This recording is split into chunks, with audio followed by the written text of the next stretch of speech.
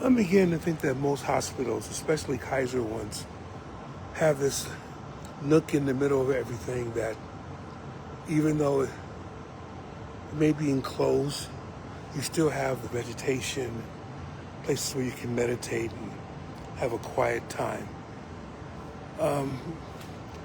Unfortunately, I've been through so many hospitals now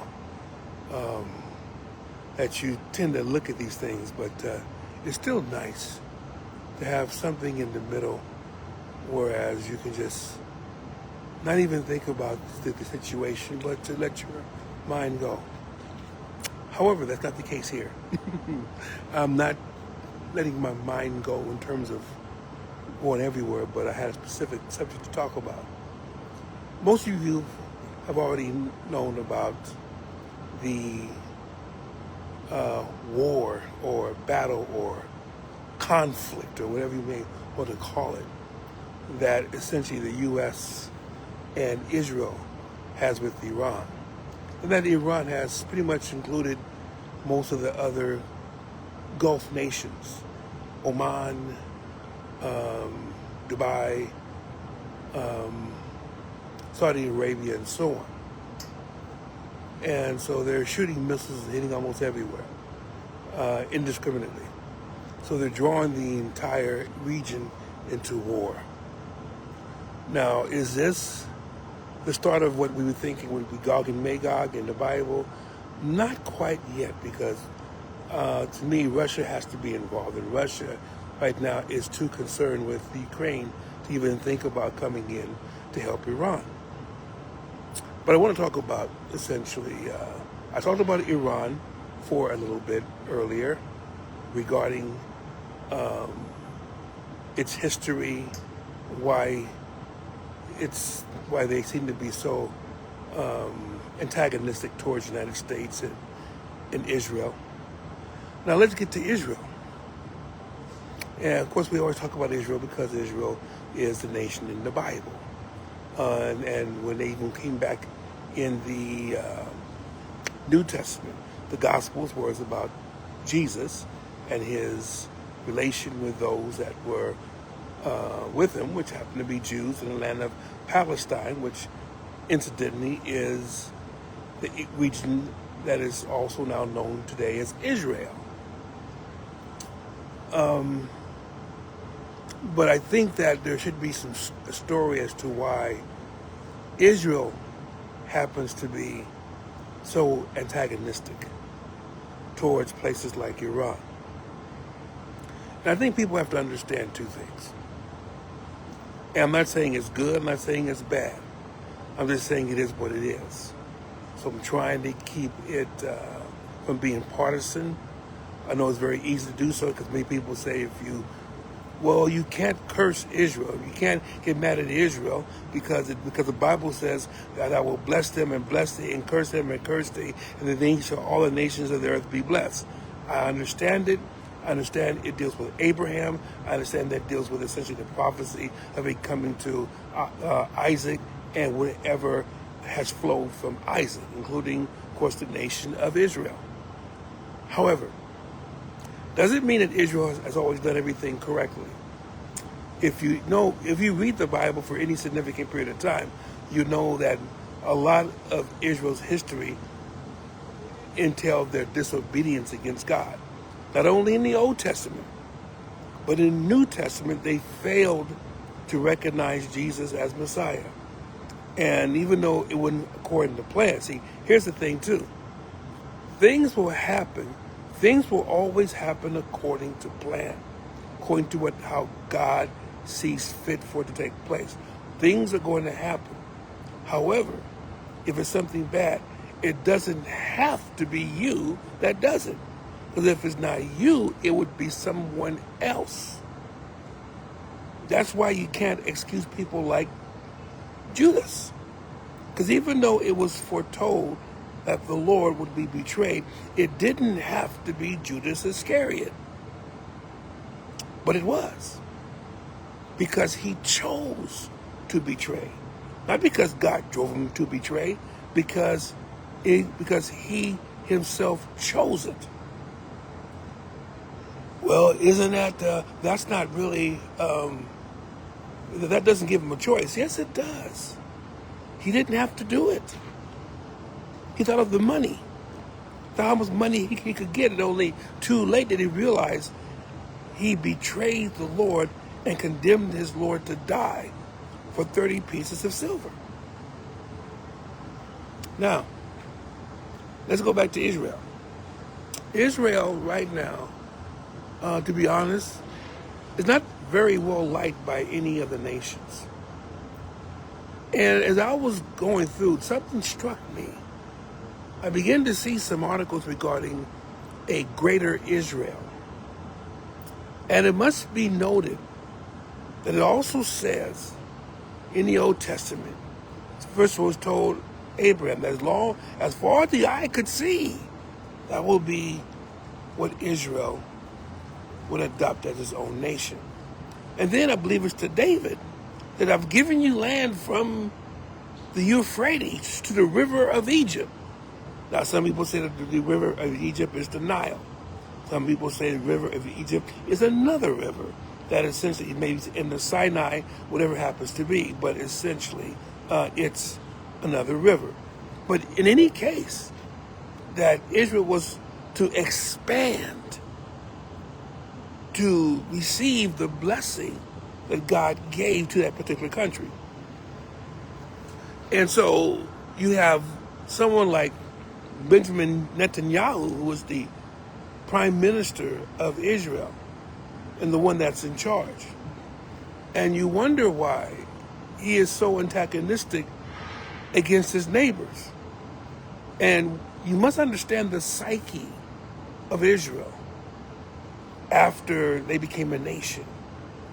It must be said that most of the nations surrounding Israel did not like Israel, because it was at first a place where the Arabs roamed, where they had their tribes. They essentially had their, they went from place to place. Some were nomads, some settled down. But there was not a Jew in sight, because the Romans, a long time ago, in the 2nd century, remember, you have to say there were 2 devastating blows to Jerusalem. Not just the one in AD 70, but there's also one, I believe, in AD 120, 125, somewhere in that particular area, where the remaining Jews revolted, and the Roman government then forbid any Jew to ever come back to Palestine. So you thought at that time, how could the Lord's promise be? How could it be fulfilled? They were kicked out of their land. They were kicked out. But Lord knows how to make things take place in ways that you may never understand. In this case, that's exactly what took place with Israel. Now, but that doesn't mean that that essentially everybody liked it. You have to understand also that the Jews wanted their own nation because they didn't want to be subjected to another round of extermination practices. They already suffered at the hands of Nazi Germany. They already suffered in the pogroms of Russia. But then they didn't want to be subject to anything else. Maybe the United States. Remember, the United States at a certain time did not like Jews. In fact, many people still don't. They blame them for all kinds of things. They blame them for hoarding their wealth. They blame them for every single thing that happens bad in this world. And you can say that, well, how do you know? George Soros. He's always named as the boogeyman that is driving every single progressive program. It's because of George Soros. So they give him so much power, but you never really read about it. But anyway, that just sets the groundwork. But since Israel has come into being, they've been actually attacked quite often. First by other nations. Egypt attacked Israel. Syria attacked Israel. Jordan attacked Israel. In fact, they almost had Israel exterminated. But somehow, some way, of course we have to say it's the Lord that did that, that they pushed back against all these countries trying to attack them. And they ended up capturing Golan Heights. They captured the Sinai. They captured the West Bank, which essentially at this point, except for Sinai, they had an agreement with Egypt to pull back. But with the West Bank and with the Golan Heights, they have not retreated from those areas. But with all of that, there's grown, I believe, and again, this is just for me observing, so I could be wrong, but they have grown to have a sense of not animosity, but I feel like everybody's against them. Everybody wants to kill them. Everybody wants to destroy them. So they have to be able to grab more land to feel secure. Therefore, their push for a greater Israel. And they point back to prophecy that Israel will have land from the Euphrates, as I said, to the river of Egypt. That's certainly much more than what Israel has right now. And so when people now are seeing that plan, and they're saying, oh, now you see, Israel is a combatant. Israel is antagonistic. And all this is going to do is make the stance against Israel grow more and more concrete. And because of this, Israel is going to be hated, if not already. And they're going to need help from somebody to secure the peace. And maybe they do get their land, but it will be with so much that will be against them that they will have to turn to somebody. And it won't be the United States. Because even right now, think about it, Israel and the United States, they're firing missiles and really trying to destroy the Iranian infrastructure to make weapons. Now, again, how they would figure that they were about to get a nuclear weapon, that takes some time. People say, well, it was just right there, but we thought that they had already bombed all the nuclear facilities. So how could it be there? How could it be that close to a nuclear weapon? Anyway, that's another thing. And that really deals with our politics, not necessarily what's going on there. But anyway, going back to Israel, here's the key.